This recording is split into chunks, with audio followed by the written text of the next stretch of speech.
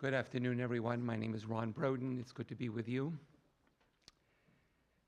Death has taken Dr. Donald J. Mayer. Our friends grieve in their darkened world. In their silence, there's lamentation. In their tears, there's loneliness. Lost in their sorrow, may they find the presence of loving friends. Hear them, O God, be with them. For Donald's love, united all in life, in which death cannot sever. For his companionship that was shared along life's path, and which continues through the tenderness of memory. For the gifts of his heart and mind that brought joy and happiness, and is now a precious remembrance. For all these and more, we give our thanks to God. In this time of grief, we listen to the voice of our sacred scriptures that brings us the ever-new message of God's nearness. It tells us of our kinship with the Creator in light as in darkness, in joy as in sorrow, in life as in death. I continue with the 23rd Psalm, first in Hebrew and then in English. Adonai roi lo achsar, b'no deshe yarbitzeni, ami menachot yinachaleni, nafshi yishavev, yancheni v'maglet tzedek leman shemo. Gam ki elek begeit salmavet lo yira, ki ata imadi, shivtecha mishantecha, heima yenachamuni, taroch lefanai shulchan, neged sorerai. Dishanta v'shem roshi, kosir revaya, achto v'chesed, yirdefuni, kol yemei chayai, v'shavti beveit Adonai le'orech yamim. God is my shepherd, I shall not want. God makes me lie down in green pastures, leads me beside still waters, and restores my soul. You lead me in right paths for the sake of your name. Even when I walk in the valley of the shadow of death, I will fear no evil, for you are with me. Your rod and your staff, they comfort me. You have set a table before me in the presence of my enemies. You have anointed my head with oil, my cup overflows. Surely goodness and mercy shall follow me all the days of my life, and I shall dwell in the house of God forever. God, what are we that you have regard for us? What are we that you are mindful of us? We are like a breath, our days are as a passing shadow.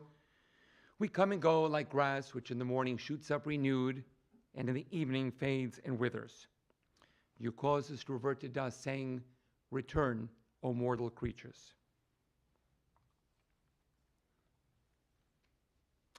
From Ecclesiastes.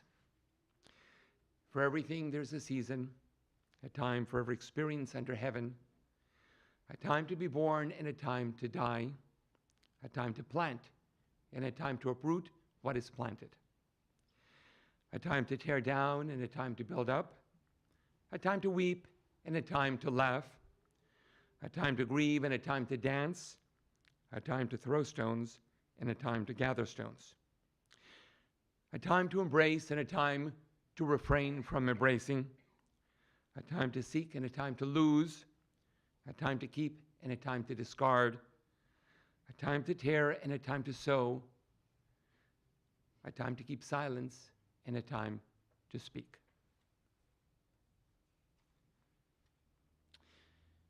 As we conclude each sentence, I ask that you say the words, we remember them.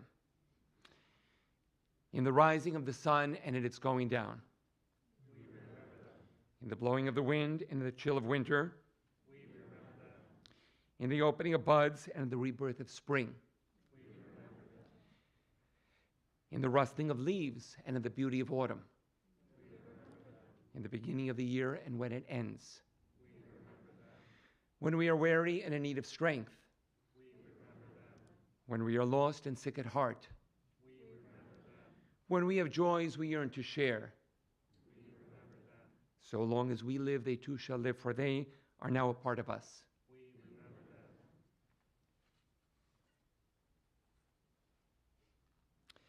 We have gathered here this afternoon to commemorate the life of the late Donald J. Mayer, born on July 17, 1932, predeceased by his mother Adrian, father Monroe, his brothers Robert and William, his wife Sandra Sandy Miller Mayer. Sandra and Donald were married about 20 years, and she died at 44 after succumbing to breast cancer.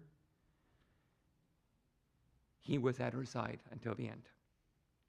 Survived by his wife Carol Mayer of nearly 40 years, sons Jeffrey and Andrew, daughters-in-law Yvonne and Robin, daughter Pamela, son-in-law Robert, stepdaughter Jamie Tibbles, married to Matt, grandchildren and step-grandchildren Lucas, Michael, Isabella, Juliana, Ben, Alex, Annabelle, Douglas, TJ, and Kate, Elaine, Jonathan, Melissa, and Luke, and one great-grandchild, Juliana. Survived by brothers and sister, John and Christy, Tom and Musa, and Jane and Joe. He was born in New York City, grew up in Washington Heights. He went to school at the Bronx High School of Science, and then on to New York University for his undergraduate degree. He stayed there and went to the School of Medicine at NYU and graduated in 1957. He also did his residency at NYU in surgery from 1957 until 1962.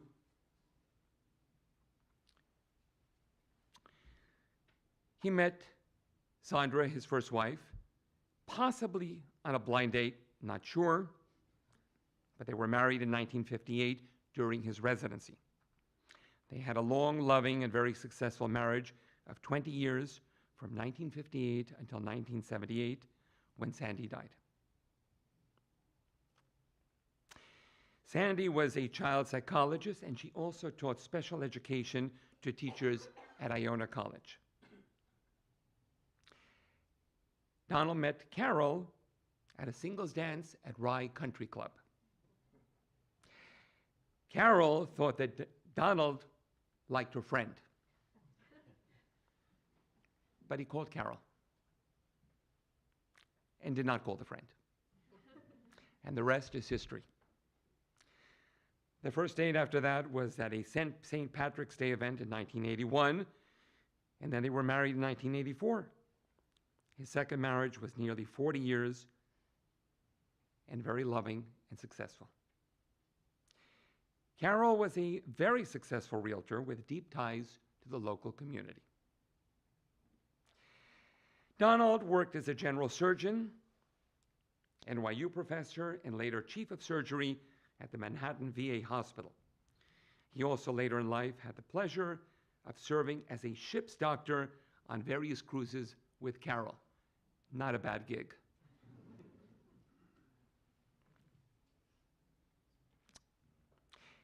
And when he was younger, he was the camp doctor when the kids were little.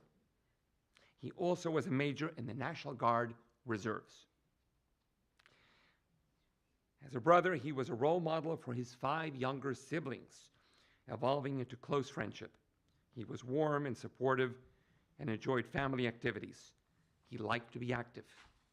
As a father, he provided guidance without interfering and was always up for travel, adventure, and games with his kids. As a grandfather, he was always very interested in whatever his grandkids were doing. He attended many graduations and other celebrations, including attending the white coat ceremony for his grandson, who was now a doctor, and going on vacations with him up until just before he became bedbound, around the same time as the start of COVID. As a husband, he was steadfast, caring, and respectful, made his wife feel safe and loved. At the end, they loved to watch MSNBC together in the hospital bed, especially Ari Melber. His passions included his family, welcoming the ever-expanding extended family, performing surgery, participating in sports, skiing, and tennis, where he was the club champion, golf, sailing with the kids when they were younger, planning trips and traveling, as well as home maintenance. He was a lifelong learner and loved to investigate and understand new concepts. Donald was a man of delightful contradictions. He was serious, but with a great sense of humor. He was accomplished, but humble. He was meticulous, but was able to let go and have fun. He was generally quiet, but was a great storyteller. Donald was diagnosed with Parkinson's disease about 20 years ago, probably in his late 60s or early 70s. Fully aware of what lay ahead for him, he accepted his condition with grace and dignity. In the early years, he voluntarily gave up his work as a surgeon and teaching anatomy because he felt that continuing would be unfair to his patients and students. In the later stages, he accepted the indignities associated with advanced Parkinson's. Always he cared for others, especially his wife Carol, who was completely devoted to his care and was with him 24/7 over the last 3 difficult years. I would like to say on a personal note that it's especially nice to be with all of you because Pam and I went to high school together. No, we did not date. In fact, we don't even remember each other. And I should add that we graduated the same year too. It was a big high school, what can I tell you? But very nice to be with you, Pam, and to see you again, and to be with your family on this occasion. So thank you for having me. Would like to invite in this order to speak, to share a few words, Jeff, Pamela, and then Andrew. And if anybody else would like to just say something from the heart afterwards, please feel free to come up and share those thoughts. Thank you.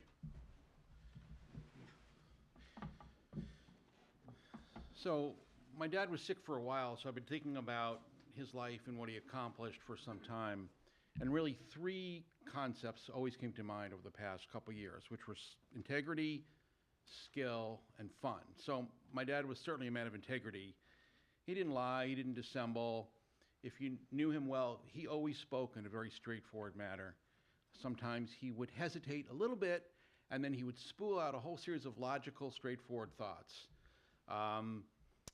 If you ever try to filibuster your way through a conversation with him, he would just sort of make a little smirk and say, you know, you're full of it. And so, like when I was once trying to convince him in my teen years that I should not have a part-time job because I had so many other important things to do, I was told that I was full of it, and before long I was driving up 95 and starting work at Arthur Treacher's Fish and Chips, frying fish and chips until late at night. My dad was very skillful, and I think you picked up on that from the obituary and what you know about him, but you put it all together, it was really very impressive. So early on, of course, my dad tested into the Bronx High School of Science, which was a top magnet school that was really a striver school then, as it is now. To get in was quite an honor. He went on to NYU with a very distinguished career, including School of Medicine and residency, and then teaching all the residents before becoming an attending and becoming a professor and then becoming chief for surgery. And you know, a lot of that came to him naturally. He's a very smart, very gifted person, but not everything. So for example, as a professor of anatomy, he told us he was stiff, the students didn't like him, he kind of looked away. So he worked at it, and his reviews went way up. Now, he didn't really boast about it, except try to tell us, look, I worked hard, it took me years, and finally, the students stopped giving me 1s, you know, and they went up to 5s. You know, he was in the National Guard Reserves. He told me he hated marching. He didn't like going to the summer camps, but he wanted to serve the country, wanted to serve the United States, and he rose to the rank of major. You know, he was very skillful caring for family members. That was part of his ethos. So, of course, he took care of my mom when she was really sick. He took care of his brothers, Robert and William, who each in their own way had very difficult illnesses. He took care of his own mother and father when they got sick. In fact, he saved, as some of you know, his father's life. When Monroe lived down in South Carolina, the hospital there, for whatever reason, sort of gave up on him when he was in his 90s and put him on some kind of gurney in the hallway, basically to die. And Dad got in the car, drove down, straight down, found him, and saved his life, got him treatment. We all know Monroe lived for a couple years, very healthy and was fun to be around. But this wasn't just later in life. We know that he saved his brother Robert's life when Robert was just a kid. Back in those days before, I guess we had consumer protection, children wore these highly flammable cotton costumes, and fortunately Robert caught on fire. And my dad, who was a kid also, threw a rug over him, and saved his life. Robert was burned pretty terribly, but he wouldn't have his kids here today and if my dad hadn't done that. And then later, when Robert did get sick, my dad was there for him again when he also passed away. His ability to connect with people, his skill at doing that went beyond his medical training. So for example, my mom died in 1978, a long time ago. And he kept in touch with my mother's mother all those years, even when she was in a nursing home. I know Carol was very supportive of that, but we would go and visit her. Didn't have to do it 20 years later, 22 years later, but he did because that was part of who he was. When he just started knowing Yvonne, her mom was very sick. He didn't even know her, didn't know Chicago, but she needed some medicine for her illness, and he worked through the Chicago physicians to get her the treatment she needed. So, and he was good at lots of things. He could sew, he could build useful things, he was handy around the house, he was a great skier, he taught us to sail in the summer, not that we remember any of it. He always had a scalpel with him for whatever reason. If you got a splinter, you'd be sitting down so fast you wouldn't know what was going on, no anesthesia, no buildup. He just would scalpel that splinter right out of you. So, and he had systems for everything. If you know my dad, there was system after system after system. So because he had to drive between different hospitals, he couldn't take the train to work, ready to go between different hospitals. So he made the drive from Scarsdale down to Kips Bay area at NYU over and over and over again. And it was always fun to drive with him when I had a reason to go down. And he knew every possible alternate route. You had the Major Deegan and the FDR Drive and the Willis Avenue Bridge. And he not only knew every route, he knew every pothole. He knew where the squeegee men were. He didn't want any greasy rags over his windshield. So he'd narrate the whole way. He'd say, well, here, because it's 2 o'clock, we're going to get off on the Willis Avenue Bridge, but don't go too fast here, because if you have to stop at that stoplight, these guys are going to jump out, wipe grease over your windshield. So he said, you got to go at 5 miles an hour, and if you go at 5 miles an hour, that light will turn green before you have to stop, and you're back on the highway. I mean, it was amazing. And so now we didn't always follow his intricate systems. One of the most infamous systems was picking up sticks. He had this elaborate system for picking up sticks, and he divided our lawn into these different geometric areas, and he had these age drop cloths with holes in them. And there was some way you were supposed to divide up the lawn and put the drop cloth down, and then there was a system within a system for actually how you were supposed to tie the drop cloth. And then after it was stuffed with sticks and tied up, then you could drag it to the curb in the shortest possible time. And he taught us, and as soon as he turned his back, we just hurled sticks all over the place. And he was endlessly frustrated with us about how we just couldn't pick up sticks. So he just wasn't one of those befuddled dads of sort of situation comedy. He was competent in everything he did. He wanted to be competent. He grew up in a very busy household. He was a leader because of that. He took responsibility in his profession, in his personal life, for friends and relatives, for how his house looked, for how things were built. And it's something that was really important to him, that you were responsible for the outcomes. And he was proud of that. Now, I was a little concerned of these first two things, like he's a truth teller and he's a skillful guy, like he was a dour patriarch, sitting at the end of the table and, you got to do this because I'm telling you. But he was actually a super fun guy. So I know Dad and Carol love to ski all around the world. They went to Europe. They went to Vermont. That was super special to him. They had African safari. On the cruises, they went to Argentina. They went to Russia. I know they went to less exotic locales. They joined us in Door County, Wisconsin, where rather than skiing on the Alps, we played mini golf. He loved to visit with his siblings and their wonderful spouses. They took annual trips with both Carol's family and then his brothers and sisters. He loved spending time with the grandkids. You know, he loved to come out and carve pumpkins, and you can be sure he didn't casually carve pumpkins. There was a system for carving pumpkins, just like there was for surgery. You know, he loved to play tennis with my mom, Sandy, who died so long ago. He loved golf. You know, those of you who ever had the privilege to go out to Willow Pond, where Uncle Edgar had his house, Uncle Edgar loved golf. His father loved golf. They would just watch golf for hours and hours. I was bored out of my mind. But as I got older, he still loved golf. Even when he was confined to his bed at the end, he loved to watch golf. And Carol always made sure golf was on. You know, he was funny. He complained about our headache music when we were younger. We certainly weren't let off the hook for our chronic inability to pick up sticks, or in Pam's case, pick up crab apples, which he just, rather than picking up, hurled in a corner and assumed he wouldn't find them as they rotted away. He had wonderful caretakers, and he really cared for them, make a joke with them, be funny, be stoic. You know, he had a lot of hardship in his life.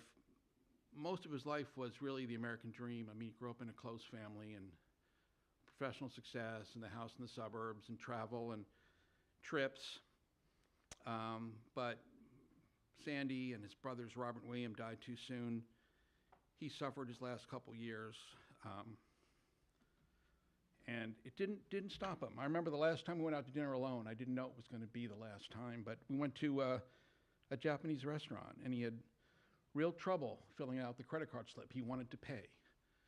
And I thought to myself, how bad will it be the next time? How hard will it be to calculate the tip the next time we went out to dinner? But there wasn't a next time. That next meal alone with him never happened. Even at the end, he traveled to Sicily with Pam and Robert. He came to kids' events first with a cane and then in a wheelchair.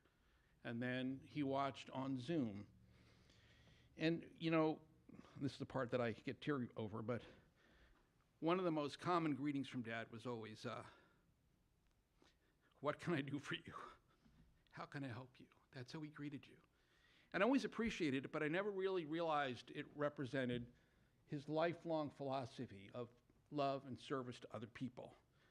And I can hear him say it today. What can I do for you? And the answer I can give is that you don't need to do anything else for us now. You can rest. Because you did everything for us. For all of us. For Carol, for your kids, your siblings and their wonderful spouses, for your grandkids, for the people who passed away, who you helped, Sandy, Robert, and William. You cared for us. You taught us. You supported us. You traveled with us. You took splinters out of our hands. You picked up sticks with us. You literally put out fire that threatened to consume us. You stood in the way of bullies for us. And you loved us and laughed with us. So I will miss you dearly, Dad. I will.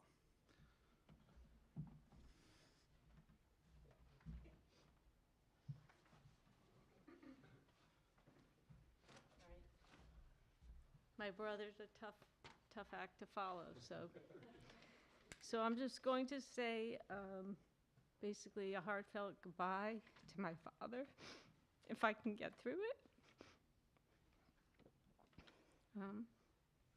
First of all, you know, I've always felt very privileged, very lucky to be his daughter. I've been very proud of him and all the things he did for us.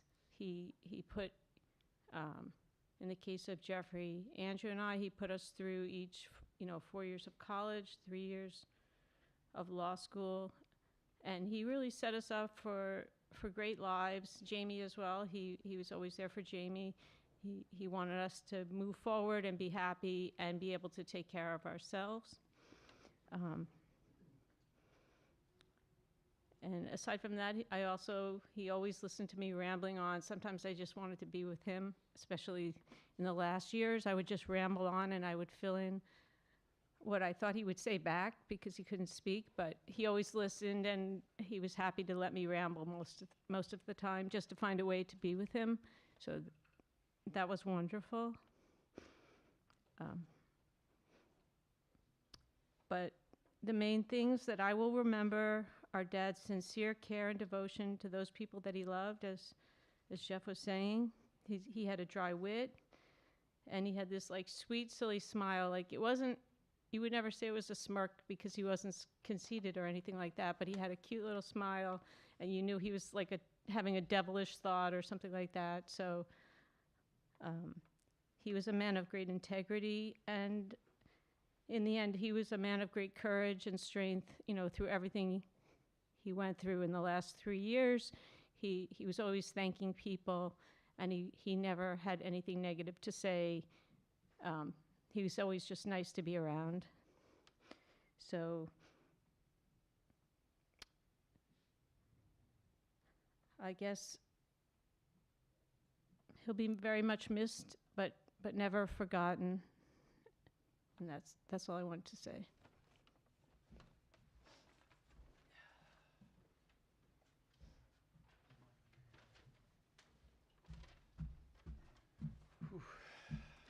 Hey, everybody.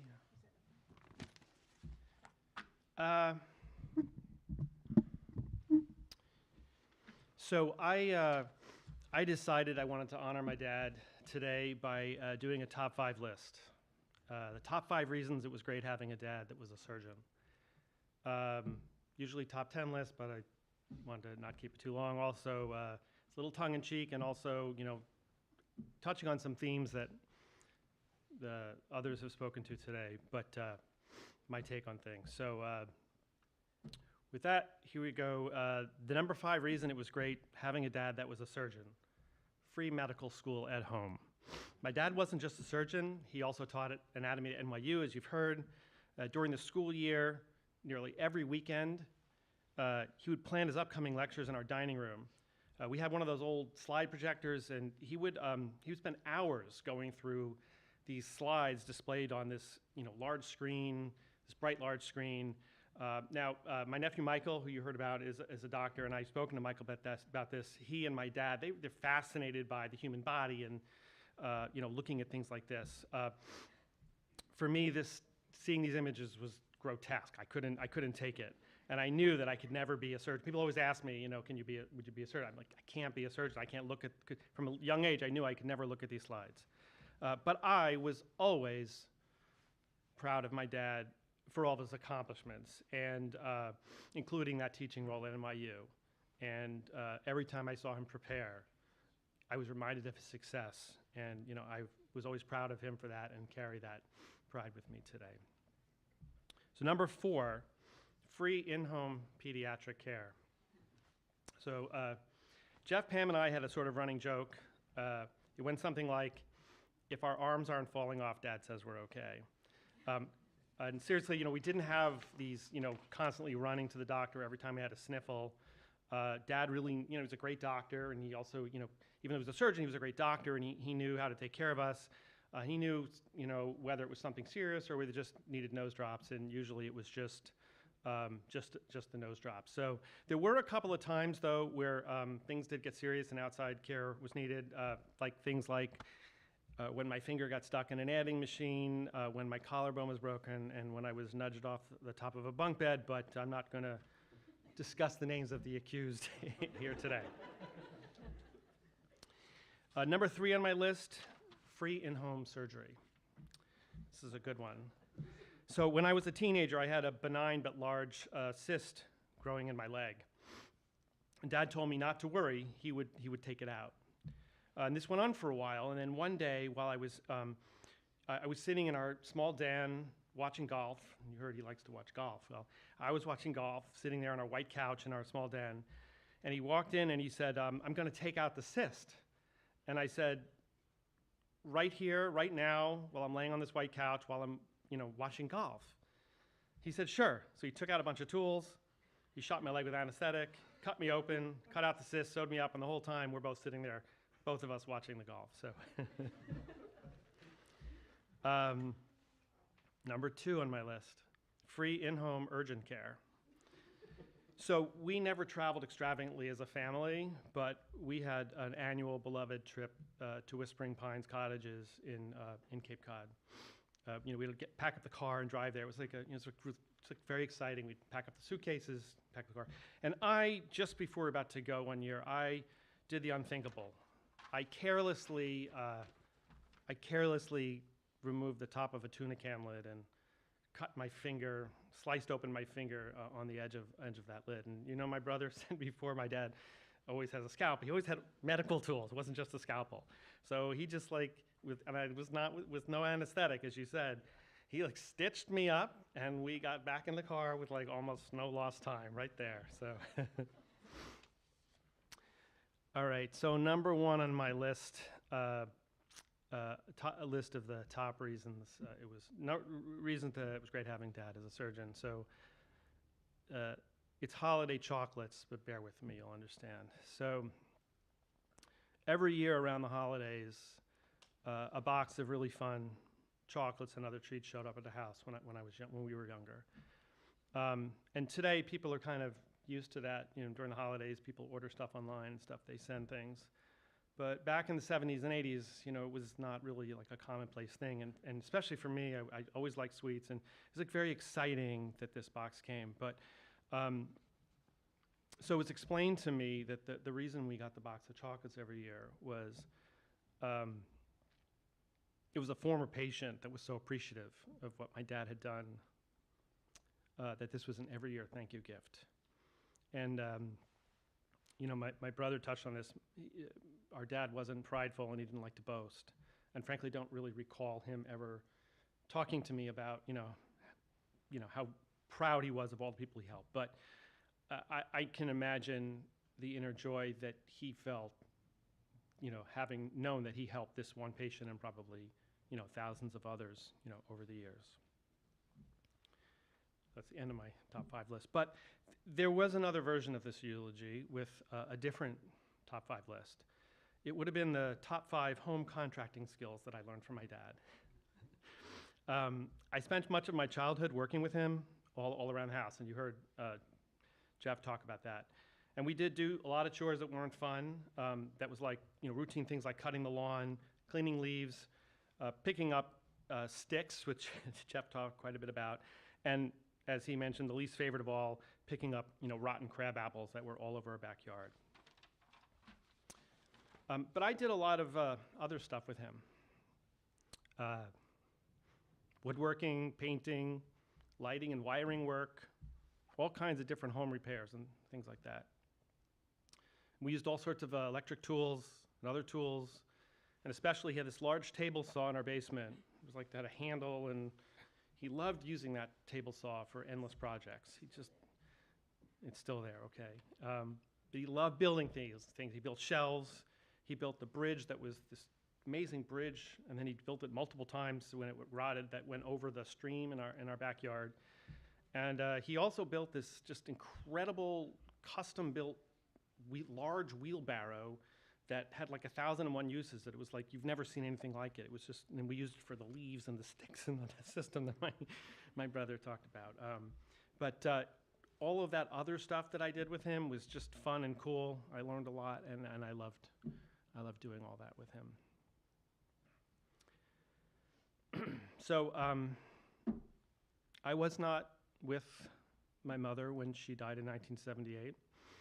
And I have lived most of my life with the mystery of her final moments, and I always will. But I was with Dad when he died Monday night. Cherish that I could be there with him. I cherish the knowledge that he left our world peacefully, and I cherish that he did so surrounded by love.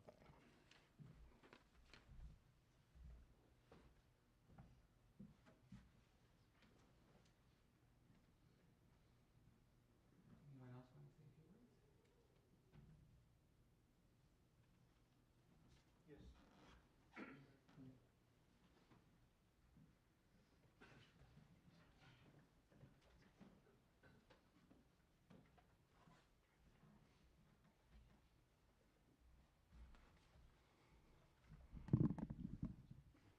I'm Tom, Donald's youngest brother. I have a little bit different perspective than his children, but he was 18 years older than I was, so it's almost like he could have been my dad also.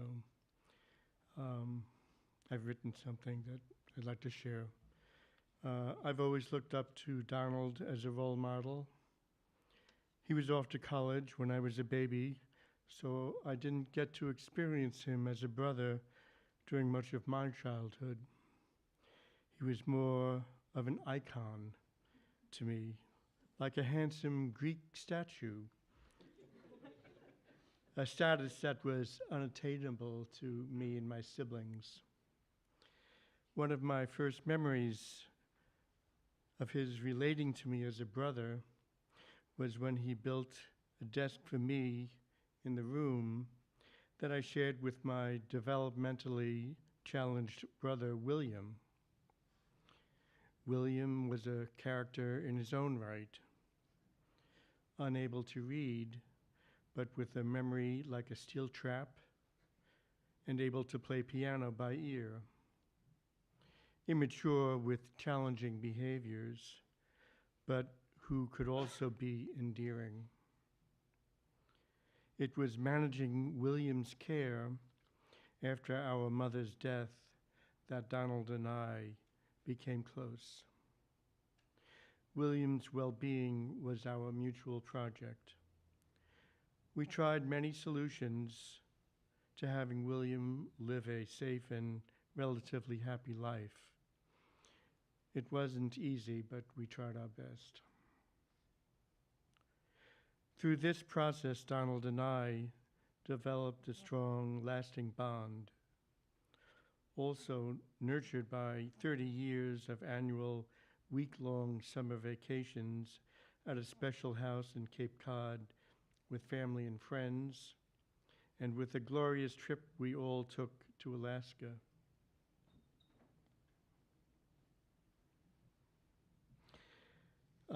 Besides having fun together, swimming in the ocean, he always carried a thermometer with him to test the water. And golfing, we also shared our thoughts and feelings. As a psychologist, I was moved when he shared with me that he was in long-term weekly therapy to help him with his relationships and with personal growth. Donald and I never touched each other beyond superficial hugs until a couple of years ago when I started giving him haircuts when he was bedbound. Doing this gave me pleasure as I got to touch him and to offer a unique contribution in a difficult situation. In my mind, Donald will always be on a pedestal.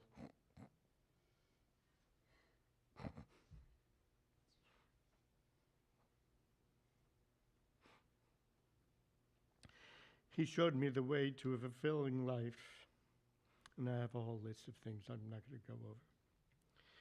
Donald was not a statue. He was a great man. I will miss him.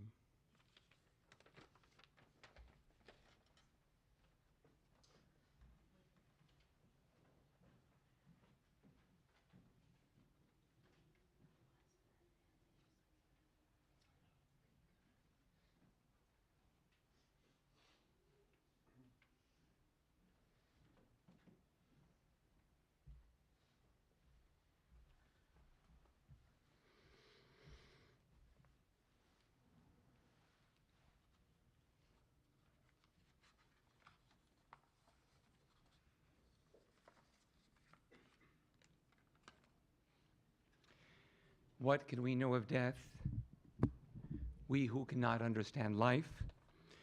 We study the seed and the cell, but the power deep within them will always elude us.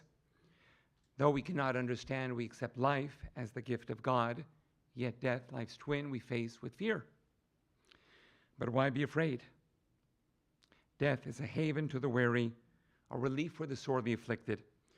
We are safe in death as in life. There is no pain in death. In his sorrow, Job cried out, Adonai Natan, v'Adonai lakach, Yehi Shem Adonai mevorach. God has given, God has taken away. Blessed be the name of God. Into your care, we entrust the spirit of Dr. Donald J. Mayer. For you keep faith with your children in death as in life. Sustain us that we may meet with serenity the mysteries that lie ahead, knowing that when we walk through the valley of the shadow of death, you, God, are with us, a loving friend in whom we put our trust. You are the light of our life, our hope in eternity. Before we conclude here with the memorial prayer, I would like to announce that following interment at New Mount Carmel in Glendale,